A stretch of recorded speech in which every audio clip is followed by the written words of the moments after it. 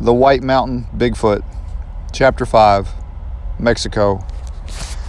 The red-hot sun was setting over the reds, browns, grays, and greens of the White Mountains before the Apache kids had finally grown tired of tormenting Echo.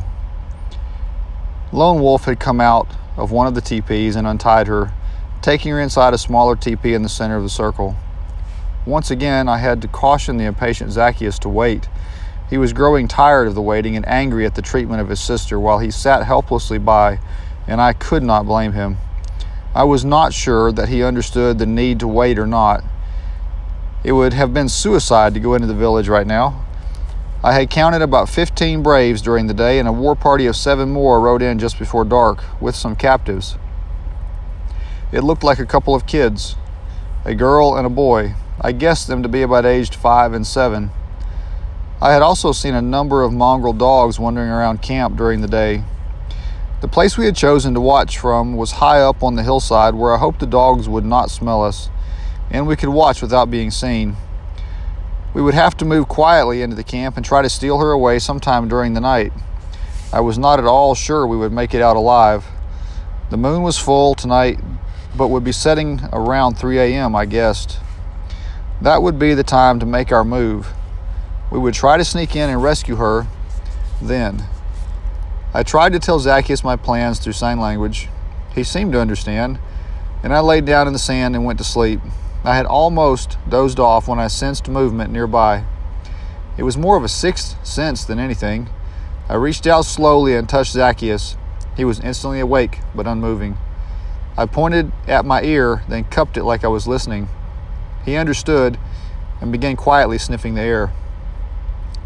Holding up 3, then 4 fingers, he shrugged, then pointed to the dry wash we had come up about 5 yards away.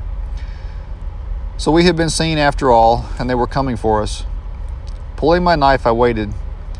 Zacchaeus had faded back into the shadows under the manzanita brush. I could barely see him, but I knew he would be ready.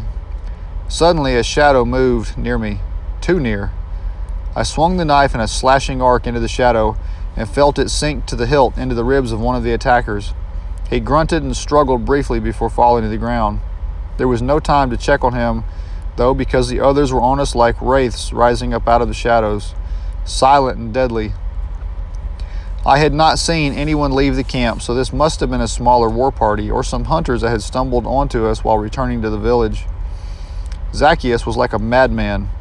Picking the first one up over his head, he threw him bodily onto a large boulder with such force that I was sure the attacker was dead. Grabbing the second one in a vice-like grip, he placed his huge hand on the attacker's hand and twisted until there was a sound of crunching bones. I had no more time to watch since the fourth attacker was closing in from behind Zacchaeus with plans to sink the raised tomahawk into the back of Zacchaeus' head. Lunging forward in a dive, I struck the fourth attacker with my right shoulder, about waist high. We both crashed to the ground, rolling over and over, each struggling for the upper hand. We came to a stop against a boulder with him on top, his tomahawk raised for a killing blow. Arching my back, I threw him over my head and struck upward with my knife at the same time, sinking it to the hilt in his exposed belly. Hot blood cascaded over my hand, causing me to lose my grip on my knife. Instantly, I was on top of him, striking him with a rock on the top of his head. It was over within less than a minute of starting.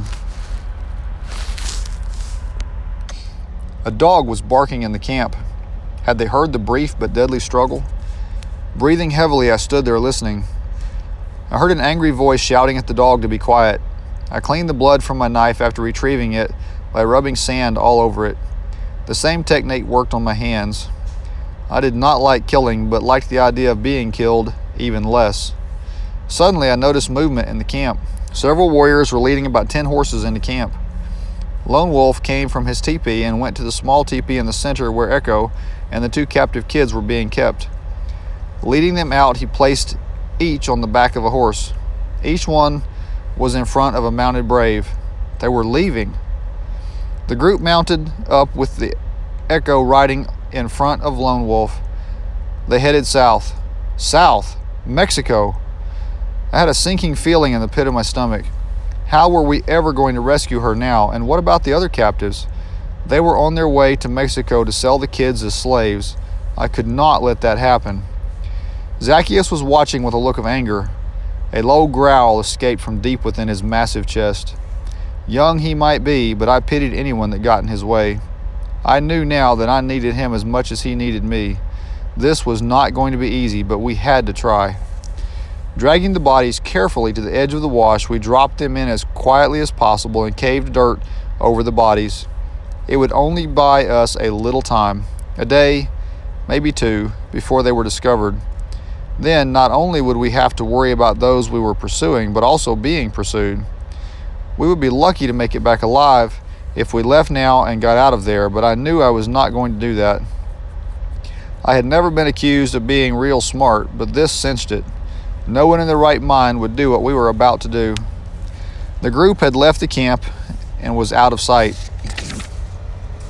I tightened the cinch on Blackie and we headed out, skirting wide around the camp, coming back to the trail about a mile south of it. In the dark, I could see only the faintest occasional track in the deep sand between the rocks and bushes, but I knew we were on the trail by the way Zacchaeus had picked up the scent. I was not worried about an ambush yet. The band would not expect anyone to be following them so close to the camp, but I also did not want to come up on them unexpected in the dark. Trusting to Zacchaeus' nose, I followed as he trotted tirelessly on toward our destiny. About 10 a.m. the next morning, Zacchaeus suddenly turned off the trail and headed down into a sandy wash. Twisting and turning, we followed the wash down through the boulders and broken country for about a quarter mile. Suddenly, Blackie perked up and quickened his pace. He smelled water. Rounding the corner, there was a crack in a rock in the side of the mountain that had a small trickle of water seeping out and forming a small pool at the base of the rock before disappearing into the sand. I wondered how Zacchaeus knew of yet another spring that I had heard nothing about. I was just grateful that he did. Refilling my canteen and a second one I had brought for Zacchaeus, I drank, then watered Blackie. We would stay here in the shade and rest for a few hours before continuing on. I was sure we were only a couple hours behind. My mind was still wrestling with the problem of how to get the captives back. Dozing off and on, we drank as often as possible and rested through the heat of the day before continuing on. For 5 days we trailed Lone Wolf and the captives south. They were pushing hard, and they were all mounted. Even with Zacchaeus' great strength and youth, it was all we could do to keep up with them. On the 5th day, we crossed over the border into Mexico.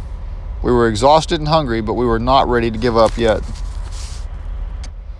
That night, when the Indians made camp, we were in really broken country. The Indians had camped on the banks of the San Pedro River and made camp as if they were planning to stay a while. I lay next to Zacchaeus, high on a bluff overlooking the camp. Maybe we could sneak into camp and rescue the kids tonight, but we would need horses as well. There was no way we were going to be able to get away from a band of bloodthirsty renegade Apache warriors on foot with 3 kids without a horse for each one, or for that matter, with horses. I was beginning to think this was a suicide mission. Why were they camping here like they were planning to stay a while or meet someone? Suddenly I went cold inside. They were waiting on a group of outlaw slave traders that roamed the border. I had heard of them on several occasions, buying captured women and kids and selling them down in Mexico, never to be seen or heard from again. I had no idea how long we had been there before the bandits showed up. There were just too many warriors to ride in and start shooting. If I started shooting from up here on the hill, they would instantly kill the captives before disappearing like smoke into the desert. There was just no good way to rescue the kids and get them back alive. Another thought occurred to me. We had not seen anyone following us, and we had stopped often to study our back trail. Unfortunately, when this band of Indians returned, they would spot our tracks and turn around looking for us, unless they returned by a different route. As we watched, the night guards moved out into the rocks to take up their positions. Try as I might, I could not think of a good way to rescue the captives. Zacchaeus seemed just as unsure of what to do, so we just watched as the camp settled down and went to sleep. We went back to the draw where Blackie was picketed and made a dry camp. We ate the last of the jerky and washed it down with warm water from our canteens. At daylight, we were back on the bluff watching as the camp woke up. We still had no plan. Shortly after daylight, 2 braves mounted and rode out of camp to the southeast. Maybe this was our chance. Early afternoon, we saw a dust cloud coming closer in the direction the two braves had ridden. As we watched, 4 braves took up ambush positions around the camp, but they were facing in. They were expecting someone, and soon. Within the hour, 2 braves returned, but this time there were 7 more riders with them. They rode splendid animals, bred for speed and power. One of the riders rode a little ahead of the others. He was on a beautiful red stallion with 3 white stockings. I noticed one of the horses was being led by one of the riders. The rider on that horse that was being led had both hands on the pommel. Taking my spyglass out of my saddlebag that I had taken off a dead Union Army captain during the war, I looked closer. Sure enough, the rider's hands were tied to the saddle. He was a slim youth with loose-fitting clothing and a large hat that hid most of his face. Even in this condition, I could see that he rode sitting straight in the saddle, defiance in every line of his body. The group slowed to a dusty stop on the east side of the river before splashing across and riding into camp. The leader was a well-dressed Mexican with a white loose-fitting shirt, skin-tight black pants down to the knees where they flared widely down over polished black boots, as was the style among well-to-do Mexican dandies of the day. He had 2 pistols that I could see, tucked behind a red sash. At a wave of his hand, one of his men dismounted and brought a folding chair forward and placed it near the fire. Red Sash sat down and began talking to Lone Wolf. It was obvious that they were dickering over the boy and the girl. Echo was nowhere to be seen. I suspected she was being hidden until the deal was made on the 2 white children. After about an hour, a deal was apparently struck, and Red Sash got up as though to leave. Lone Wolf held up his hand and barked an order. A brave led Echo out and walked her around the fire in a circle. There was an excited murmur from the Mexicans as they stared in disbelief. Red Sash waved the brave holding the rope that was tied around Echo's neck over to him. He poked and prodded Echo, turning her around several times to get a good look at her. Echo looked scared and tired. I was mad clean through. Zacchaeus growled deep and low. The fire in his eyes said he wanted to tear those men to pieces and beat them with their own limbs. But we just laid there watching, daring not to move for fear of being seen and the captives being killed for our carelessness. It took 2 more hours of vigorous arguing before a deal was struck. Red Sash and his men rode away, taking their captive with them. The 4 ambushers came out of hiding and settled down with the rest of the group to wait. We had to do something, and soon, or we would lose our chance. I decided we would have to make our move tonight, or we would not likely get another chance. Maybe we could steal some of the horses and make a run for it. As if Lone Wolf read my mind, he barked an order, and 2 braves went out and gathered the picketed horses, bringing them in and bunching them in a small box canyon behind the camp, with 2 guards posted at the opening. Just when I thought it could not get much worse, Red Sash and his men came thundering back across the desert, pushing 20 head of good riding stock ahead of them. So the price for the 2 kids and Echo was 20 horses. Lone Wolf walked out and inspected them. Apparently satisfied, he nodded and waved at a brave who led the 3 captives out and handed them up one by one in front of a mounted bandit. Just like that, they were riding away across the desert. My heart sank. They were gone.